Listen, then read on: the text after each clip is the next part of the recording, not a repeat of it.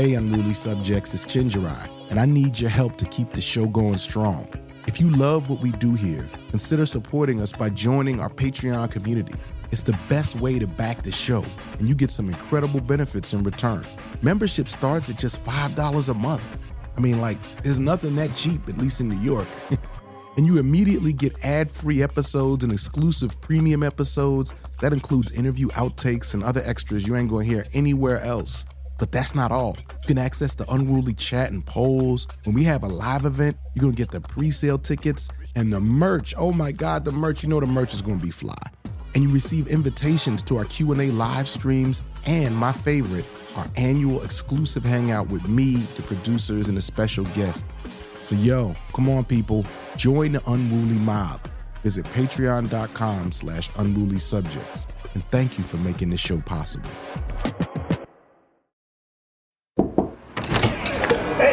Row Home Productions. Welcome to Unruly Subjects. I can't believe we have you on the show, but I hear you had a kind of stunning change of heart. So listen, Commander, there's a lot of stuff people want you to answer for, but I want to start with the first allegation that brought you here. I'm hearing that you're cutting hot dog lines? Not standing in line and doing it the right way. That is a choice, and there are always actions that result from our choices. I gotta say, there's a lot of people who are worried that you wear your military outfit everywhere, like in the shower, family functions. This is personal, but do you actually wear your G.I. Joe get up to bed? How does your partner feel about that? There are always actions that result from our choices. Okay, so ICE in Minneapolis. Apparently, you're now acknowledging that this was never about safety or even immigration. It's actually about terrorizing people as a political project and making a bunch of rich people and companies even wealthier. Is that what you're saying? That's one reason the U.S. Border Patrol and ICE are here in Minneapolis by the thousands. Yeah, by the thousands. And I never expected to hear this from you, but is it true that you said you feel Trump and all the other politicians, Republican and Democrat, that supported this should be tarred and feathered and forced to listen to Limp Bizkit on repeat? When, as a politician, if you choose collusion and corruption as a choice, then there are consequences and actions that take place because of that. All right, let's switch gears a little bit. If we can't trust leadership, who are you drawing your inspiration and direction from right now? Who's pointing the way forward? Agitators, rioters, and anarchists. All right, my last question. When people listen to hateful lies about immigrants and protesters, what happens? When you choose to listen to that, that is a choice, and there are consequences and actions there also. I agree with you on that. You know what I mean? Don't listen to that. Listen to Unruly Subjects. You know what I mean? All right. Well, look, thanks for coming on the show. And I hope justice flows down on you like a rolling river.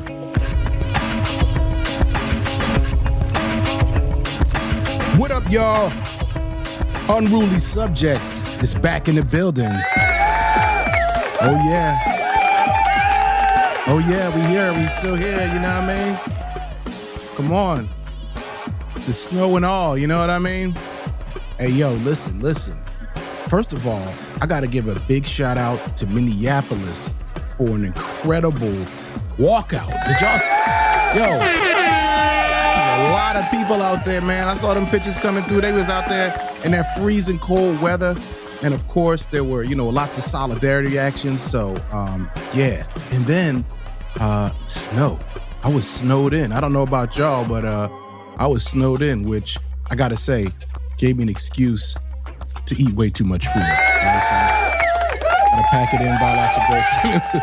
Snow was in for like one day, but And I was trapped in there with the kids. That's the thing about it. I was trapped in, locked in with the snow with the kids. I mean, once the snow stopped, we let the kids run around. But, I'm curious. I kind of want y'all to weigh in on the hotline. First of all, did y'all participate in any of the solidarity walkouts in your neighborhood? I'm curious, what was going on? Did you participate? What's happening? And then the snow. Have you ever been locked in with kids in a storm type thing? How do y'all survive? At one point, like our apartment became like the spot for every kid in the building. And it was just like, yeah, it was total chaos. It was also fun. But yeah, how do y'all survive? What are y'all strategies? Call up the Unruly hotline, 215-436-9212. That is 215-436-9212. You know what I mean? Just let us know. You know what I'm saying? You can be anonymous if you want, but you know what I'm saying? Let us know what's happening. You know what I mean? All right. Today's episode really is about labor and about power and strategy. That's kind of what I want to talk about with y'all today, right? And let's start out with Minneapolis, right? I mean, you know, as we saw, there was a major walkout. It was different than some other protests because this had, you know, a lot of labor organizations involved, community organizations, all kinds of folks. And there were solidarity actions here in New York. I participated in one of the marches here in New York. I went out real cold and folks was out there. You know what I'm saying? Here's a little bit of tape from that.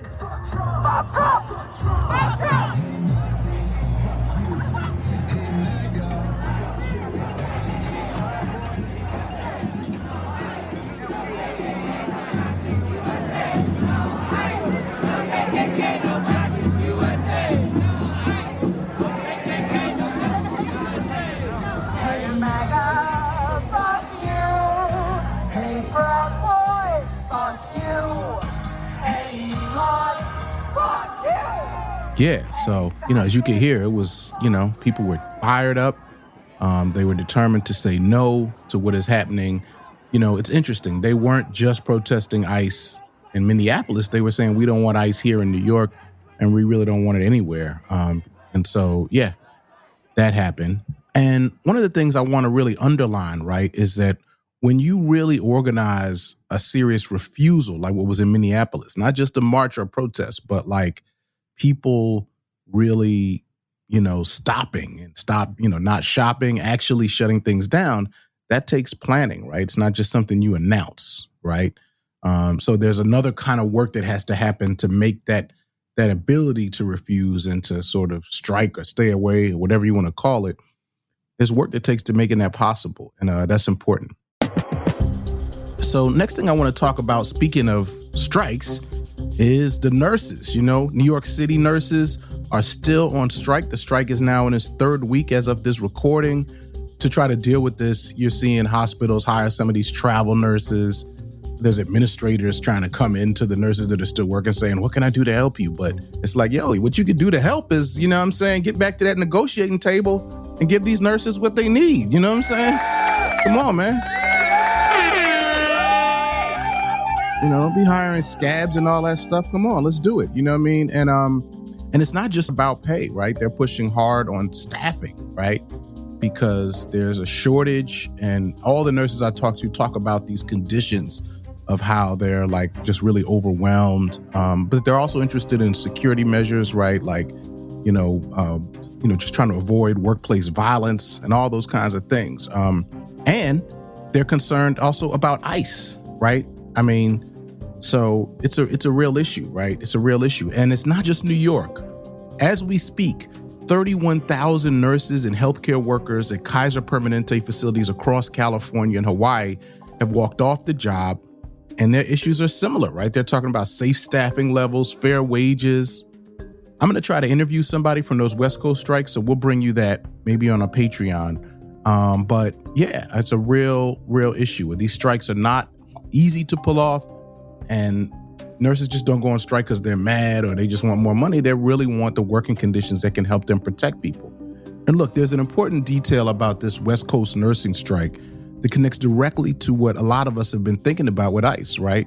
The union released a report criticizing Kaiser for allegedly investing in private prisons and ICE detention centers, saying like, look, how can you be doing this while, we're also trying to navigate this from the healthcare perspective, and everyone's navigating it from a public safety and rights perspective.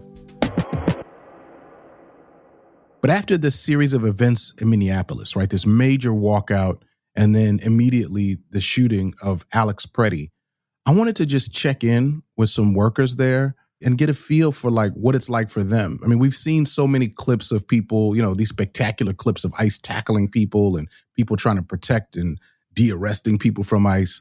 But I wanted to get a sense of people who are working in, institutions that are just maybe a little bit off the radar, like schools and just hospitals. And so I did an interview on Monday with two workers in Minneapolis, a pediatrician named Dr. Robert Mills III and a school administrator named Nakia Dunbar. They talked about what it's been like to do their jobs while ICE is out there, right? What their jobs look like when kids are scared, when families are scared, when employees are scared to come in. And it did start out with me asking Dr. Mills, what has it been like over the past few days?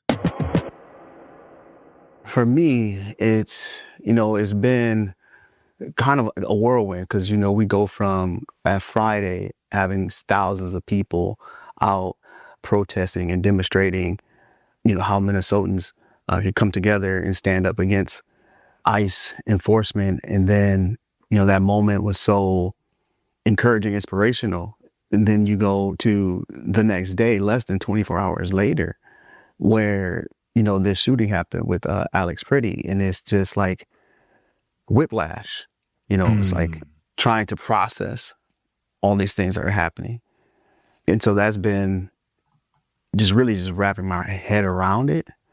And not only that, but knowing that this shooting here, he was a nurse that worked at the VA, and how the administration tried to paint it as domestic terrorism is just putting out these lies.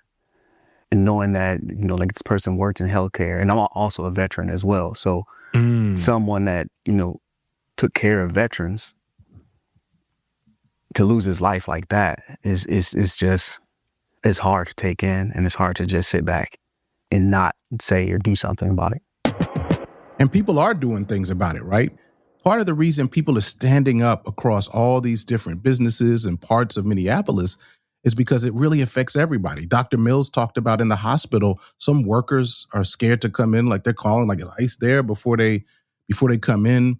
And parents who have kids who are sick are calculating, like, can I bring this kid in or am I going to get kidnapped? And, really, really hard choices. And people aren't just asking those questions about hospitals, right? They're also asking about schools, right? And so I asked Dr. Dunbar how the school is navigating people's fears about ICE.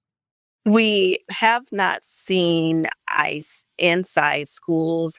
And fortunately or unfortunately, schools have procedures that are already in place because of the day and age that we live in. With like school shootings and things like that. And so we haven't had, to my knowledge, ICE in schools.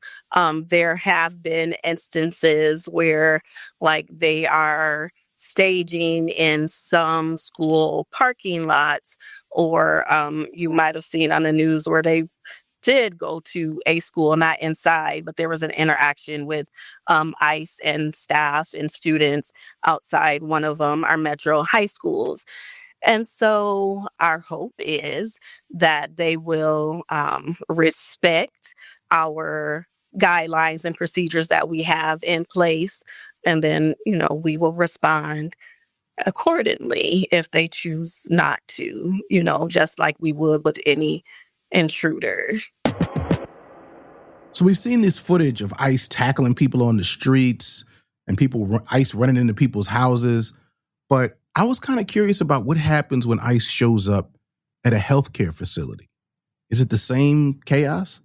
The children's hospital that I work at, we haven't had them in the hospital, but these adult hospitals, they've had these experiences with these ICE agents coming into the hospital, either with someone they've detained, and basically interfering with care, or not allowing the patient to say like what exactly happened to them.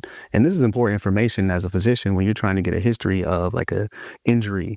If the patient that's speaking to you can't tell you, hey, what part of the body was injured or what happened, it impacts your decision making as a physician. So yeah, they were inspired that people showed up. And look, a lot of people are ready to show up. People are ready to march. But I want to make sure that we understand the idea of taking up space, being loud, and having actual leverage. And this is where Bill Fletcher Jr. comes in, right? I mean, and to be clear, I'm not bringing Bill in as like a final authority on, the general strike. But what he does bring is he's been in labor organizing for a long time, and he's a serious student of labor and movement history. And he really brings a level of clarity and strategy that I wanted us all to benefit from.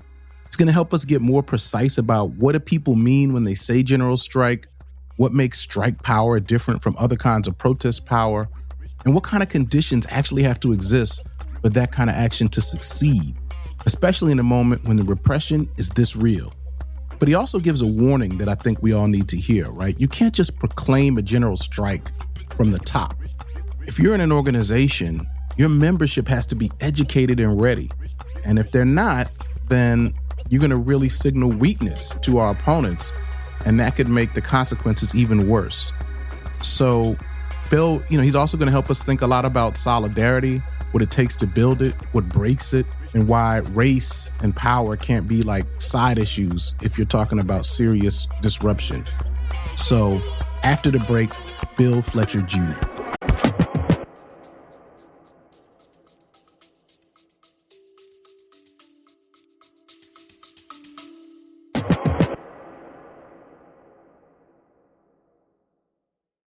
This episode of Unruly Subjects is brought to you by Haymarket Books, which has loads of great left-wing titles, perfect for listeners like you. And one that I know you're going to feel is The Extended Universe, How Disney Killed the Movies and Took Over the World by Vicky Osterweil. A provocative history of Disney's rise to cultural dominance, The Extended Universe pulls skeletons from the corporate closet to decode the political messages hidden in all your favorite childhood movies. In The Extended Universe, Vicky Osterweil takes us on a quest to discover how Disney's Imagineers have made it impossible to reflect on the wonders of growing up without thinking of Disney's movies, amusement parks, and merchandising. Drawing on extensive interviews with filmmakers, screenwriters, union organizers, and Disney adults alike, Osterweil unearths reactionary political commitments and maleficent legal maneuvers so cartoonishly evil they would make one of Walt's own animated villains blush. As Natasha Leonard puts it, Osterweil is the brilliant, generous, and revolutionary guide we need to rethink cultural production today and kill the mouse inside our heads. Find The Extended Universe at haymarketbooks.org, where all hardcover books are 10% off every day.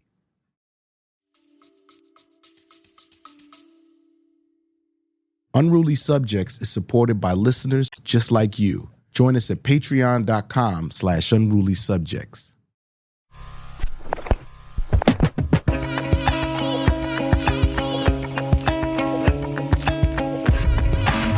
All right, Unruly Subjects. Listen, today what I wanted to talk about, you're hearing this word, if you're paying any attention at all, you're probably hearing a word pop up here and there, general strike.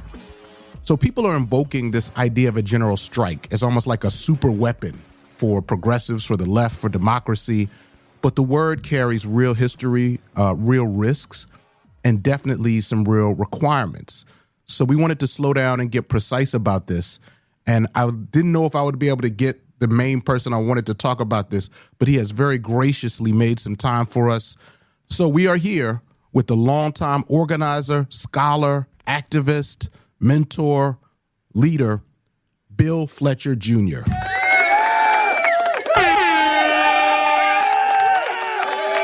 By way of introduction, Bill Fletcher Jr. has been an organizer and activist since his teen years. Upon graduating from college, he went to work as a welder in a shipyard, and that was his entry point into the labor movement. Over the years, he's been active in workplace and community struggles, electoral campaigns. He's worked for several labor unions, but also the former president of the Trans-Africa Forum, a senior scholar with the Institute for Policy Studies. He's also a really important author of Solidarity Divided, The Crisis in Organized Labor, and a New Path Towards Social Justice, and also They're Bankrupting Us and 20 Other Myths About Union. And Bill is also a novelist. He's written, is it 2 novels? I know there's one on the way, The Man Who Fell from the Sky, The Man Who Changed Colors. And do we have another one coming in 26? Sometime in 2026. That's not clear, but it's called The Man Who Lost Faith. The Man Who Lost Faith. Well, either way, give it up for Bill Fletcher Jr. All right, let's get right into it. So what I want to start out by doing, if we can, is to just talk about what is a general strike, right? I mean, what are the minimum conditions that make a kind of work refusal or stoppage a strike rather than just a lot of people protesting? Okay, so first, let me just thank you for having me on the program. The general strike really emerges in the 19th century. And what it meant was an effort to totally shut down work, usually in a city, sometimes in a country. And so it's no work, no shopping, no school. In other words, the aim is to shut down everything, not just shutting down the production process, but basically saying that things are not going to go on as normal. And that's what we did. And I was thinking about it back in October 15th, 1969, was the first moratorium that I ever participated in against the Vietnam War. I was in high school. And so we didn't go to school. And there were demonstrations. And many people didn't go to work. The difference, though, and what I think is really important in Minneapolis is that unions are taking the lead, but it's not just unions. In the anti-Vietnam War moratoriums, the role of the labor movement was not very good at all. And so the shutdowns depended much more on the organization of students, community-based groups, and others. So, listen, for as long as I can remember, you've been talking about the fact that the trade union movement has to become anti-fascist. Correct. I was reading something that was actually a little bit chilling and infuriating, given that it was far before Trump had been elected, where you were kind of issuing this caution. So I want to get to the issue of leverage, but one question I have is, do you think that when you talk about the fact that it's powerfully led by, unions, which is important, it's different, it's a big difference when you got unions with tens of thousands, hundreds of thousands of workers potentially versus somebody just calling for something on the internet or whatever, or however folks do it. Would you say that it's almost like some of these other kinds of groups are almost pushing the trade union movement into anti-fascist stance?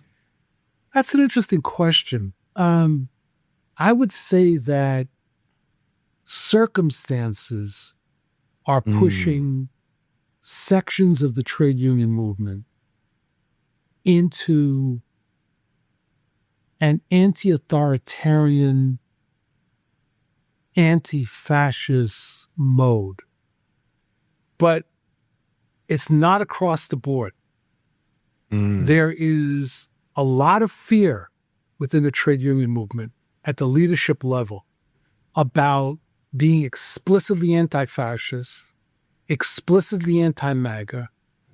There's fear because many of these unions have significant minorities of MAGA voters.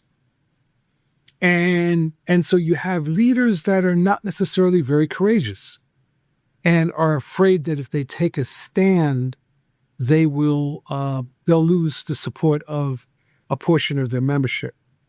But the circumstances that we're facing are pushing more and more unions to realize that there is no neutrality in the fight against fascism. There are those unions, which will go nameless right now, that think that they can cut a deal with Trump and with MAGA. But most unions are coming to realize that there really is no middle ground. And so they've got to figure out what to do. The problem is that in the absence of real internal education with your membership, many members don't understand what the stakes are. And I'll give you an example. This guy, friend of mine, came back from a Central Labor Council meeting a few months ago. Central Labor Councils are bodies of unions in a particular city or county, usually. And he said, my friend said, well, Bill, one of the leaders said, well, our members don't think that they're being affected by what Trump is doing, so they don't feel any great need to say anything. I said to my friend, oh, so they don't think that they're affected by Trump's destruction of the environment. Is that what you're saying? Or they're not affected by his destruction of the National Labor Relations Board or the Federal Mediation and Conciliation Service, or they're not affected by the 1 million workers in the federal sector or so who have been robbed of their right to collective bargaining. That's what you're telling me, that they're not affected by that. That's what they're saying, right? And my friend started laughing, of course, right?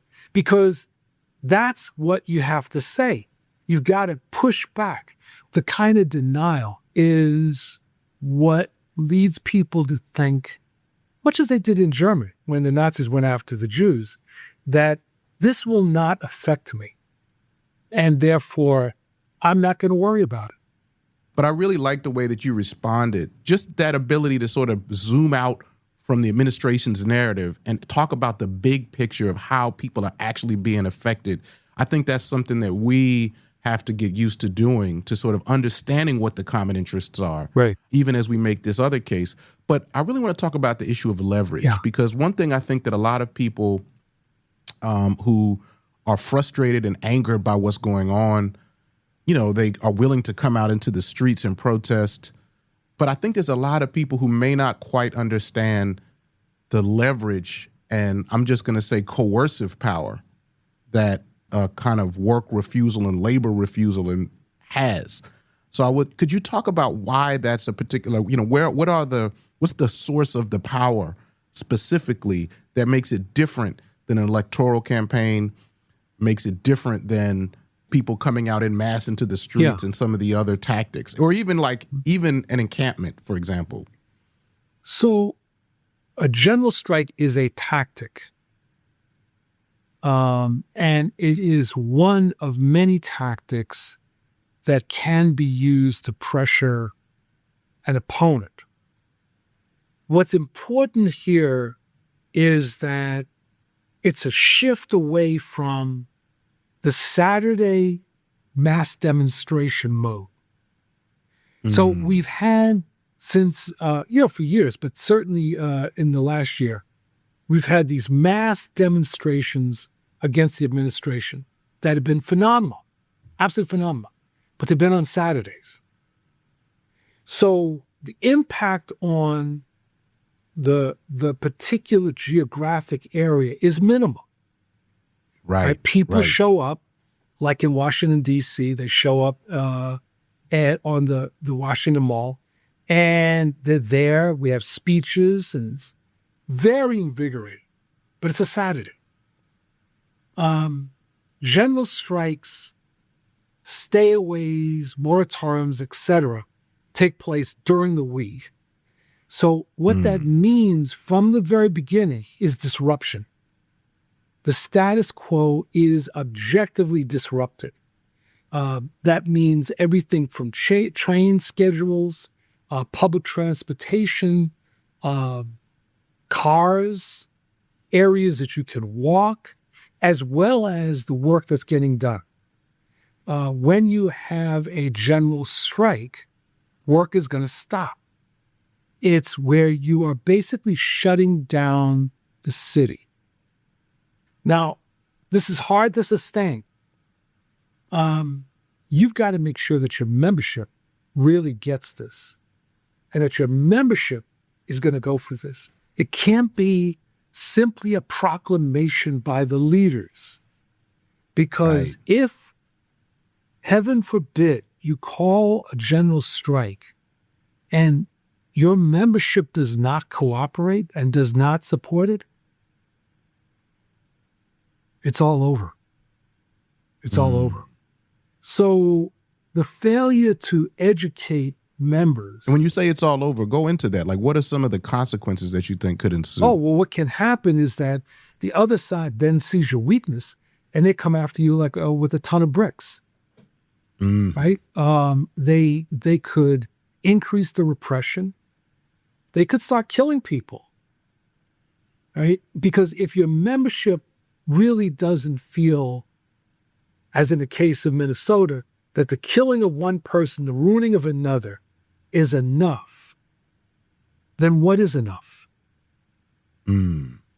So the membership has to understand, and this is something that most unions are not very good at. The membership has to understand what's at stake.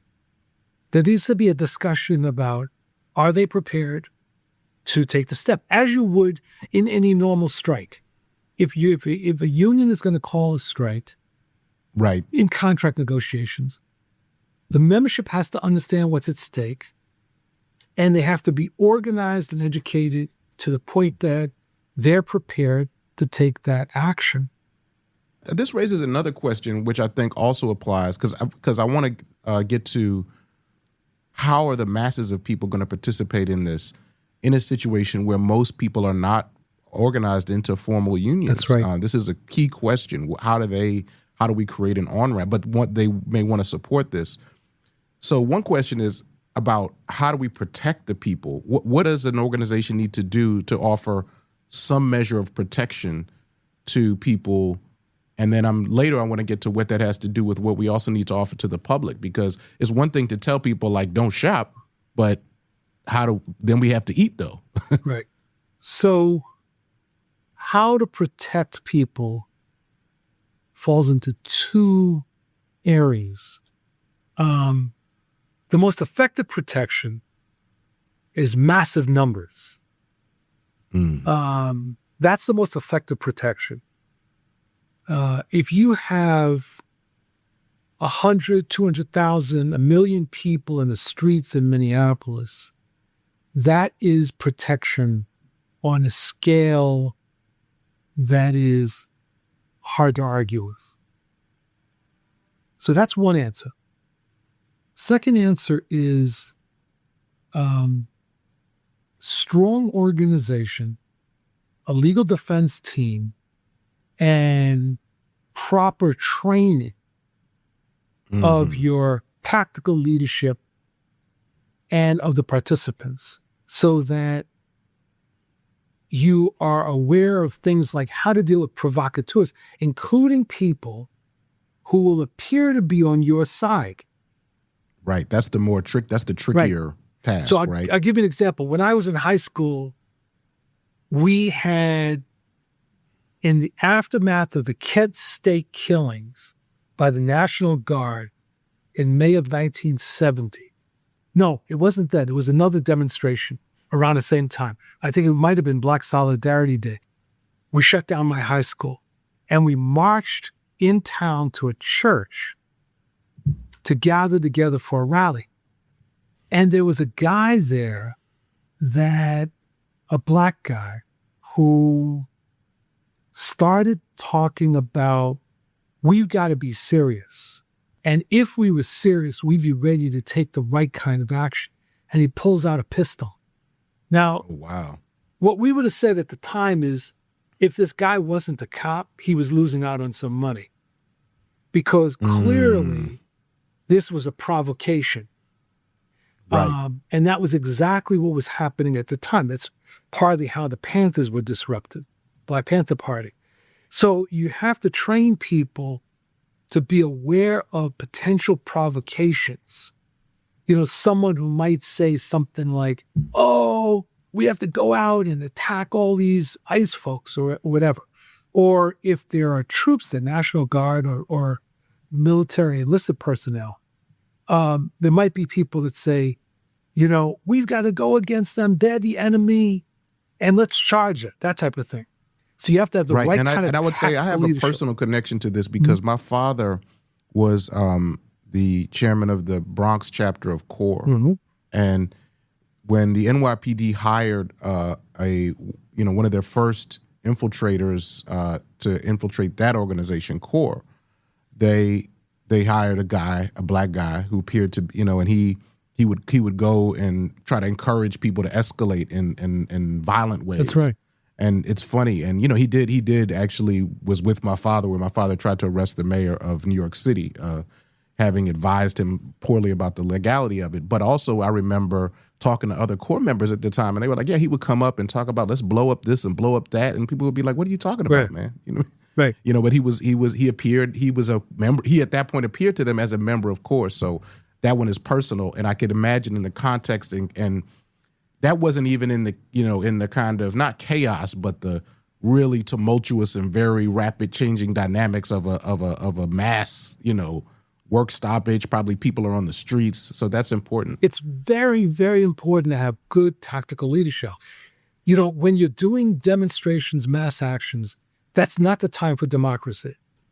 In other words, when you're doing it, that, you know, it's like the decision to do it has been made. You then have leadership. You don't, in the middle of a demonstration, decide to have a general discussion about what should we do next, right? Wow. No, this is really important. And I want to, because I first of all want to make sure I totally hear what you're saying in the sense that you tell me if I'm getting this right. We can democratically decide based on strong principles how we're going to move in this situation once it comes. But now once you're in the situation, like you're in the midst of it and things are moving fast, you know, the police are upon us. We're not going to stop at that moment, you're saying, and have a horizontal, That's right, you know, process where somebody who just showed up to the meeting the first day can suddenly have as much say in what's going on. Precisely. Is that precisely? You're in a battle. You're in a battle. That's what's happening. And after that's over, then it's really appropriate, and I would say essential, that you do a debrief. What happened? What did we do right? What did we do wrong? Things like that, right? But when you're in the middle of it, that's not when you stop. And that's not when you start listening to somebody who has not been involved, who starts saying, no. If we were serious, we would charge into City Hall. No.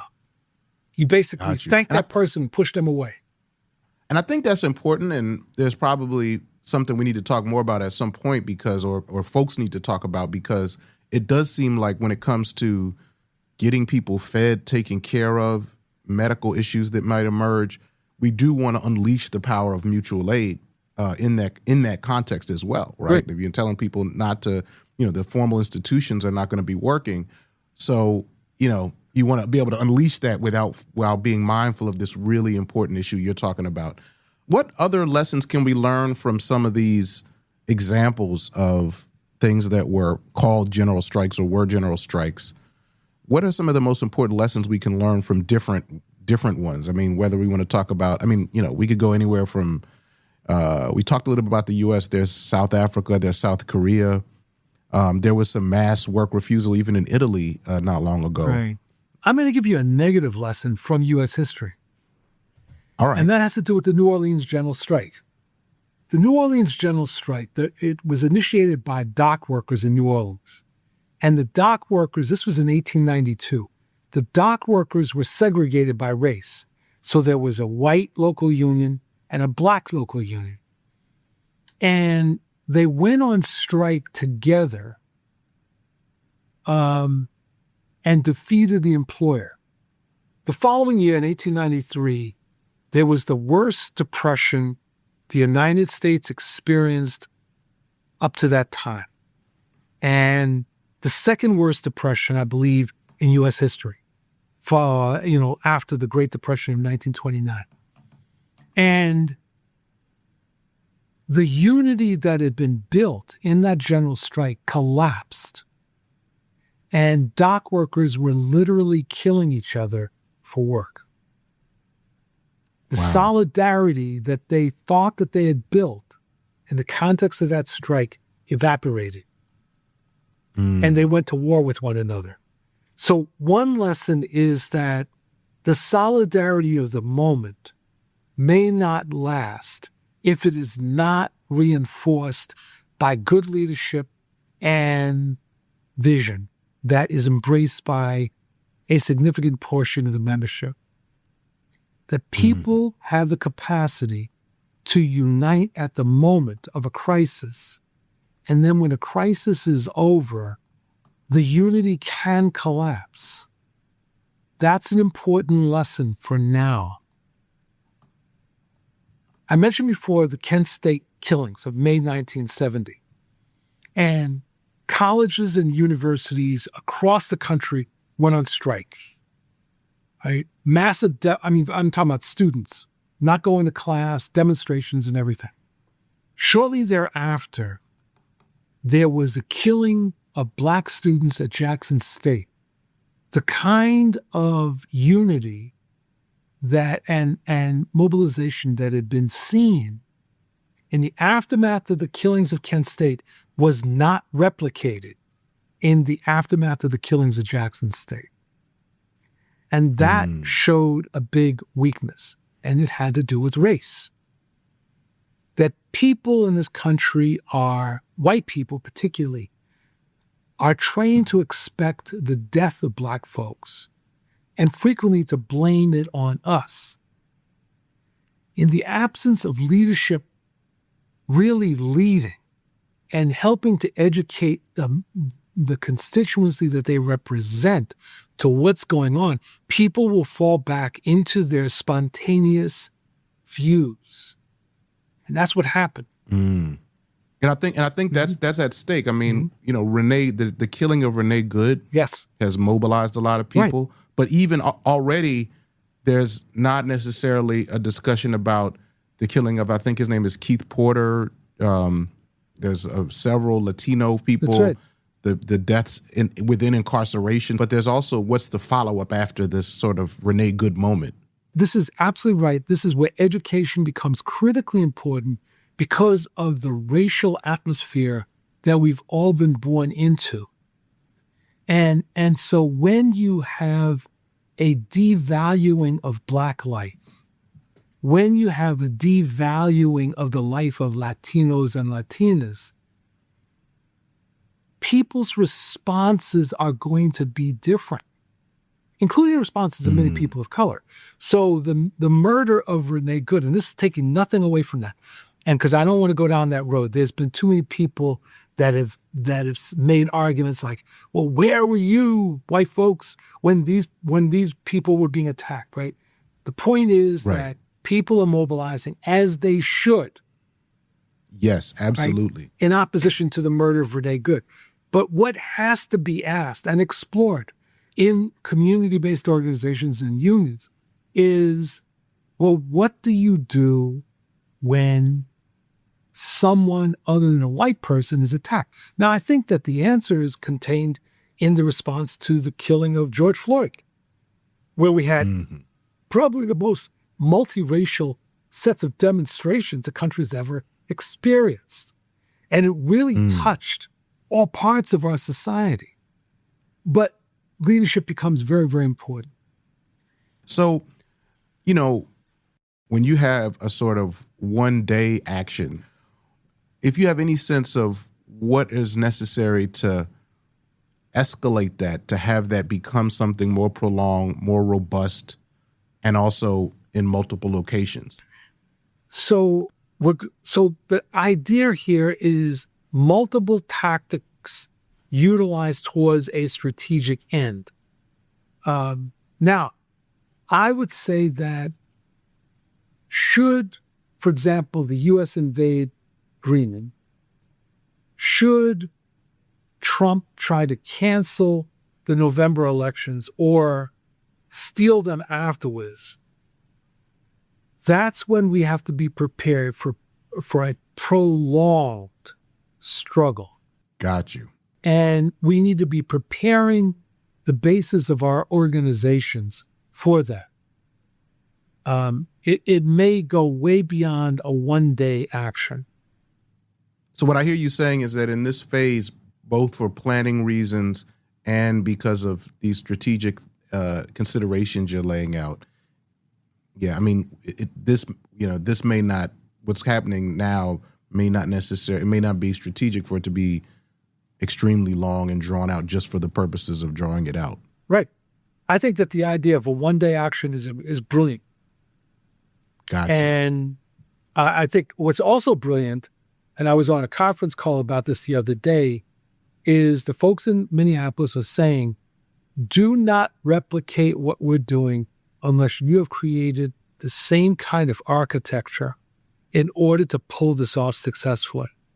And I thought that was excellent, excellent advice. What does that mean? It means that if you haven't done the necessary preparation for a one-day stay away, don't call one.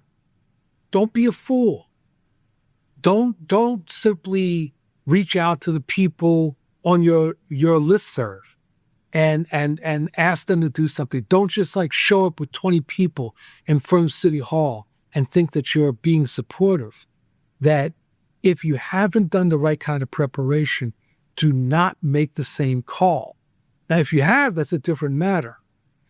And I think that this is really, really important because I've seen, going back to my student days, when, for example, students might go on strike at a particular school, and then students in other schools decide, all right, well, if they're doing it, we might as well do it.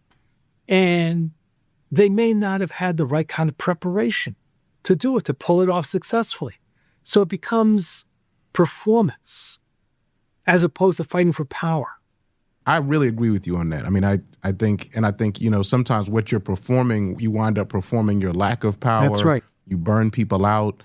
You demoralize people. For all those reasons, I agree. And yet, I understand that when people are desperate, like sometimes when we talk about performative action, what I think we people want to act on their ethical commitments. Right. And they feel them very deeply. And if they're not experienced organizers, they may not know, they're just like, it's like I'm doing something. Right. Is the thing. So right. It's, I think that's something we have to really demonstrate to people why it's important to take organized actions and make that case to people who don't get it, or who don't understand it, but really want to act on their ethical commitments. Because in a way, I don't want to punish people for wanting to act on ethical commitments. Right. Right. And there are things that you could do. For example, you could make a financial contribution to organizations in Minneapolis. You could hold a rally somewhere in your particular city. You could do teach-ins, right? That really get at what we're talking about today. What are general strikes? What's going on in Minneapolis? Why are people shutting down the city? There's a number of things that you can do, but it necessitates organization as opposed to action for action's sake. In the aftermath of a disaster, a friend of mine, a psychologist, once said that when there's disasters, it's often important to come in and give people work to do, even if that work is not really essential, right?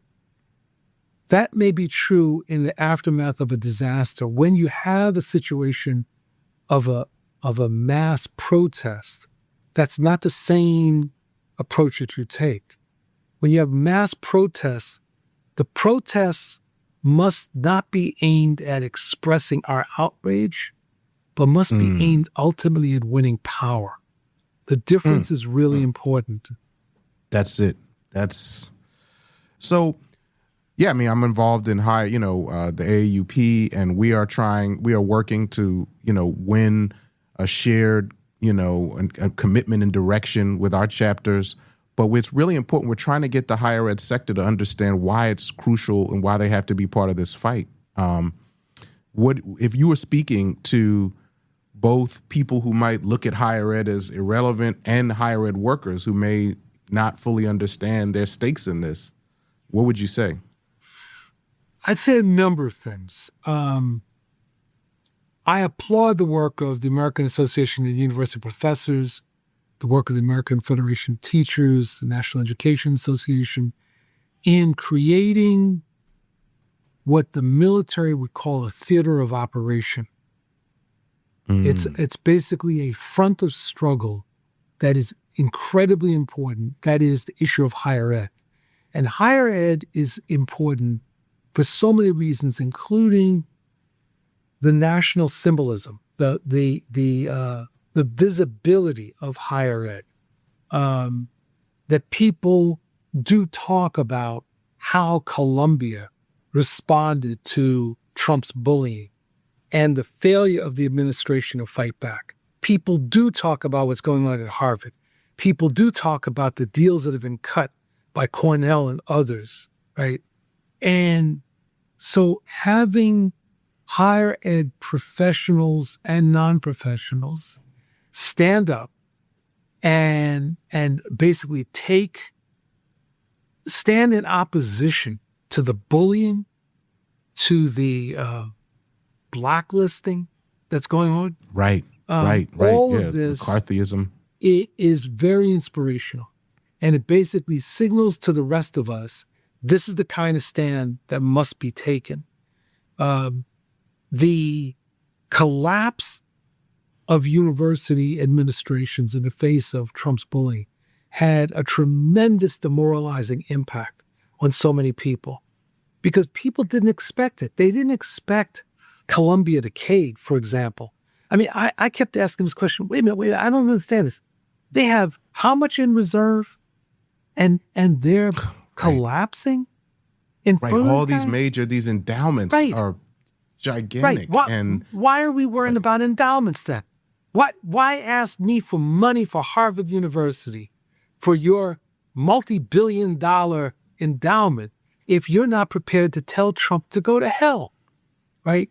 And so I think that the stand that you are taking is incredibly important and stands in contrast, I have to say, to the relative collapse of most of the federal sector trade unions. Not necessarily to all the workers, because there's the Federal Unionist Network, which has been doing really great work.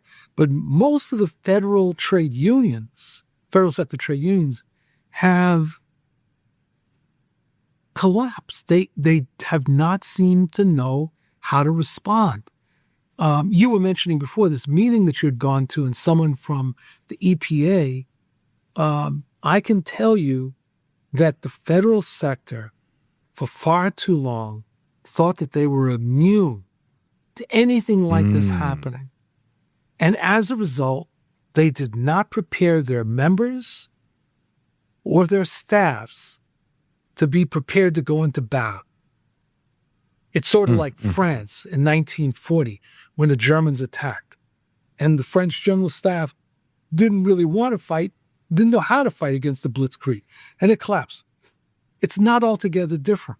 So I think that in higher ed, you're setting a better example and an example that I wish more trade unions would take up. For example, the public sector needs to have a comparable front to what you have in higher ed.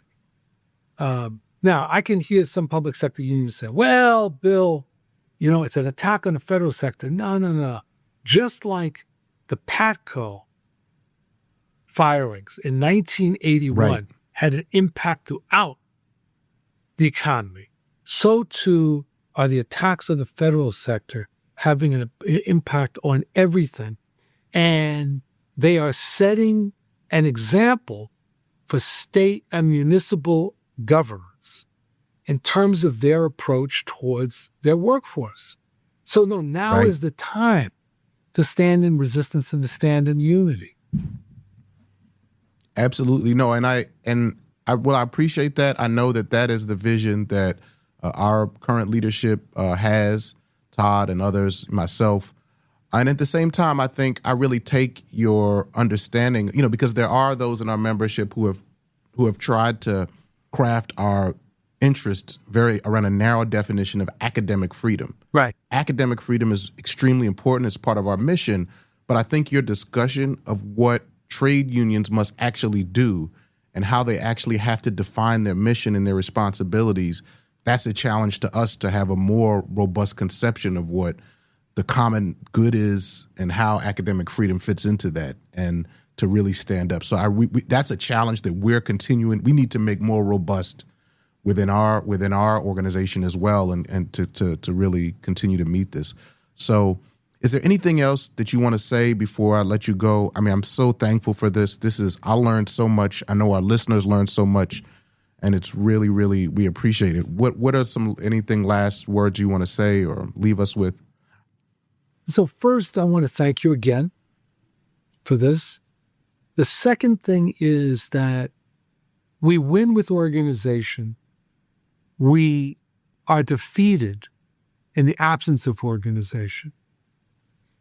And that the fight that we're engaged in is not a fight that is about someone singing an inspirational song.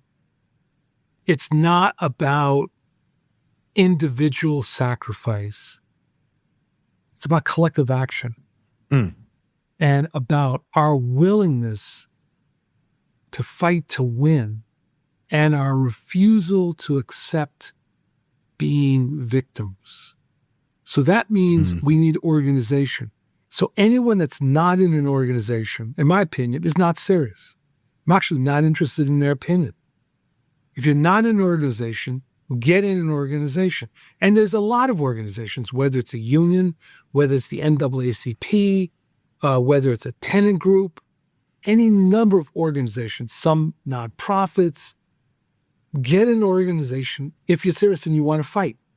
And just to be clear, I understand you to be saying that, for example, if you are an artist and you want to use your talents in cultural work as part of an organization, as part of collective action in a strategic manner, that's great. We love that. That's right. But this idea that I'm just going to do something outside as an individual, disconnected, and that's going to be impactful because it reflects my expression, that's not the thing. Is that right?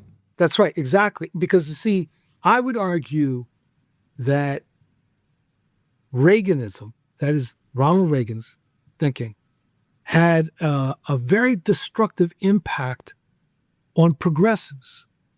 Because what Reagan articulated was individualism and entrepreneurialism. And he explicitly attacked collective action. And ridiculed collective action. And so what you started to see, even in progressive circles, was this fixation on brand, on individual assertion, right? And this belief that I can make my contribution by building this particular business. I can make my contribution by singing this kind of song, as opposed to the way that cultural work had been frequently so integrated.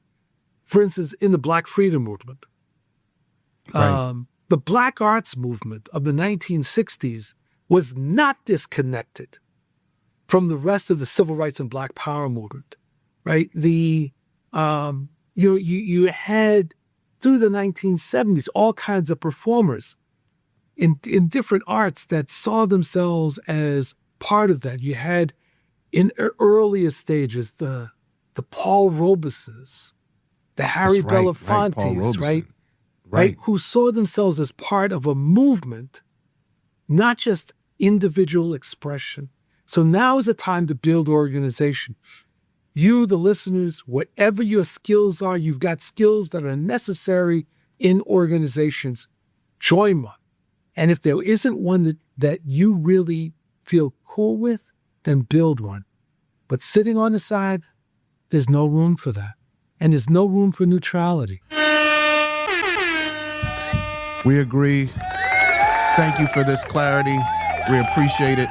And, yes, we will definitely take that. And I can't wait to see, the conversations and work, especially that are yielded from this.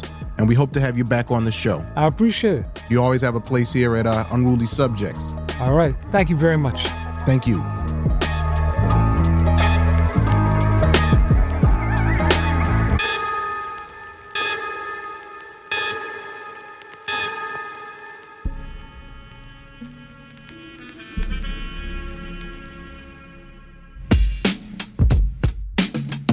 All right, y'all. That was Bill Fletcher Jr.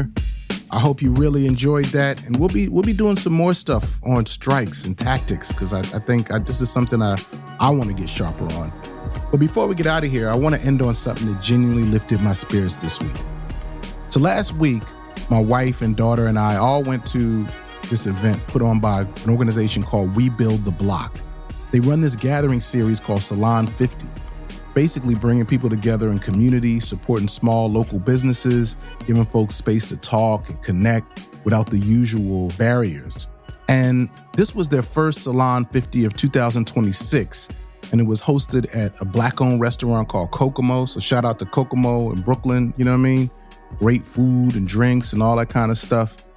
There was organizers, artists, parents, policy folks, all just kinds of just hanging out, you know what I'm saying? And the heart of the night was celebrating the release of Sequoia Patterson's second book called Sequoia.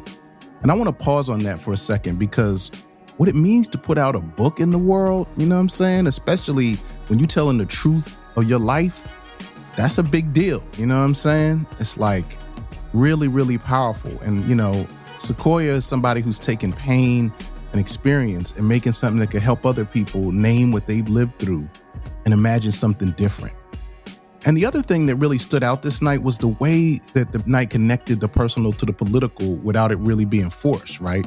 So Assemblywoman Emily Gallagher did a New York State budget and criminal justice legislative briefing. And one of the big themes that kept coming up, both in Sequoia's book and in the policy that Emily was talking about, was childcare, right? Now, we are used to talking about childcare separately from public safety, but this conversation really brought those two things together, right? Because when families don't have childcare, when people are stretched to the breaking point, when parents can't work, rest, or breathe, everything gets harder, right? Conflict goes up, instability goes up. And we don't usually talk about that as safety, but it is. So, you know, this was one of those spaces that really shows that safety is not just like a police question. I talked with Dana about Salon 50 and with Sequoia about her book, and I wanted you to hear a little bit of that. Yeah, man, we up here at the Salon 50 event, you know what I'm saying? We got everybody's in the building, man, all kinds of people. We got political people, organizers, cultural people, you know what I'm saying? People who have been impacted and are transforming trauma into power. And one of the most exciting things about this event was we got this new book out, Sequoia. My name is Sequoia Patterson. I am a mother, a wife, a community activist. And my book is out now, Sequoia. It's my memoir. Go get it. You talked about the intersections of childcare and public safety, right? That's not something we normally hear brought into the public safety conversation. Like those are all usually like two separate conversations. Could you tell us a little bit about what we're going to learn in the book about why those two things matter? We got to talk about them together. So in the book, you'll learn that childcare and safety matters because, for one, if you're not actually sure who you're leaving your children with, that is a safety issue. If you can't hold anybody accountable if something happens to your child while they're in someone's care, that is a safety issue. As a mother, you know, I still face those issues. It's like, who do I leave them with while I'm at work? And then it was just like anybody that'll take them. So that was just the lack of not having a stable childcare or a childcare that I could actually afford, or a childcare that's not only stable and affordable, but also close to home. I mean, what you're saying is something that I think so many of us can relate to, right? And it should be front and center. I know, you know, this new mayor has talked about childcare, but we're going to see what's really real. But I feel like he needs to read your book. Anybody, so they can understand what's really at stake when it comes to this. How can people get the book? You can actually order it on Amazon or Barnes & Nobles that I know of now, or you can send me a DM, I think, and order it through there as well. What's your Instagram? Oh, Simply the Best One. Simply the Best One. Okay, cool. All right, so that was Sequoia Patterson. Her new book called Sequoia is out now. Thanks for sitting down with me at Salon 50. I also talked to Dana Rachlin, who's one of the main leaders of We Build the Block and one of the key founders of Salon 50. And Dana told me how this event series got started. Salons started back in 2017 with myself, Michael K. Williams, and Shani Culture from Hot 97. And we were kind of irritated by the traditional conversations around how to solve safety issues. And we understood viscerally through our engagements with various people in different industries that when people sit down together and break bread and look at things in an untraditional way, their minds and their hearts begin to open. So back then, we would hold these dinners with young people who were justice impacted, formerly incarcerated people, political leaders, celebrities. We had Styles P come to a dinner. And in Michael's passing, I brought it back in 2022 as a means to connect the people that I so loved and who actually carried me through the loss of Michael and the trauma of that, to come back together and make it bigger, expand the table and bring in folks that can really help contextualize how we should be thinking about safety. So what are those things that nobody really talks about? The New York Post isn't gonna cover how childcare equals increased public safety. The New York Post is not going to cover how substance misuse or overdoses are up 180% amongst our young people right now. Like, these are the kinds of things that we can actually have impact, and we can save lives. And we can make communities that we all feel safe in and that we all love.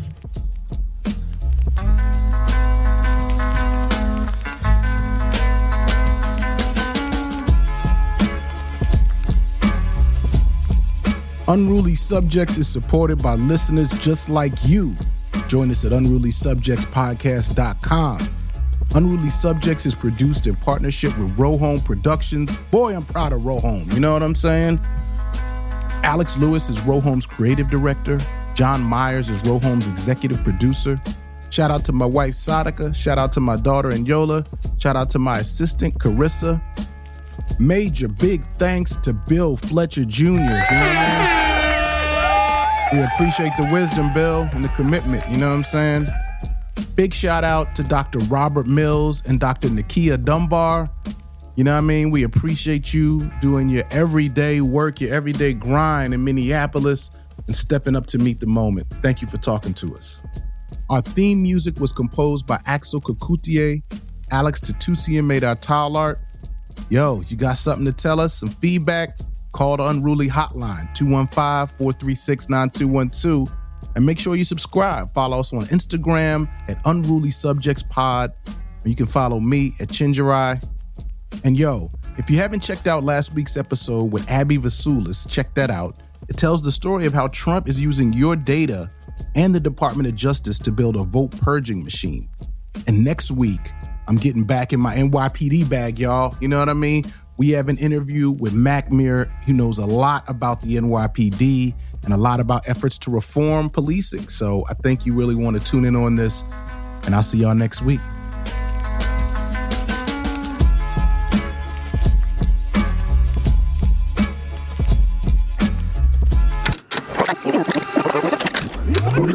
Rohome Productions. Unruly Subjects is supported by listeners just like you. Join us at patreon.com/unrulysubjects.